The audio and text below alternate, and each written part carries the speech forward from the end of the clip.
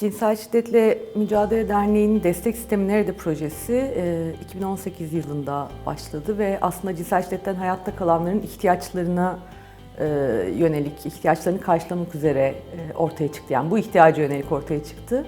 Cinsel şiddete maruz bırakılanların ihtiyaçları tabii ki çok farklı ve çeşitli ama cinsel şiddete özel hizmetler yok Türkiye'de. Dolayısıyla biz de kendimiz anlamak ve aktarmak ihtiyacı hissettik.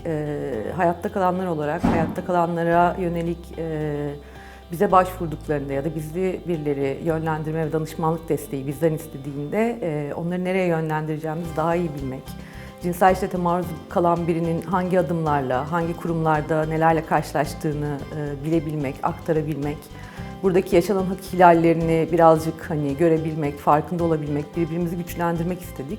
Dolayısıyla da aslında Türkiye'de henüz olmayan tecavüz kriz merkezlerinin vermesi gereken bilgileri ve desteğin bir kısmını en azından hayatta kalanlara sağlayabilmek istedik. Mevcuttaki destek sisteminde Türkiye'de birçok farklı alanda farklı isimlerden kurumlar var. Sosyal hizmet merkezleri gibi, adli kurumlar gibi, işte üniversite birimleri gibi, sağlık kurumları gibi, telefon hatları gibi bazı farklı kurumlar var ve bunların hepsine ayrı ayrı gitmek, destek için bir takım şeylerde bulunmak, başvurularda bulunmak gerekiyor. Bunlarla ilgili birazcık daha hayatta kalanı güçlendirici ve ona önden bilgi verecek bir şeyi sağlamak.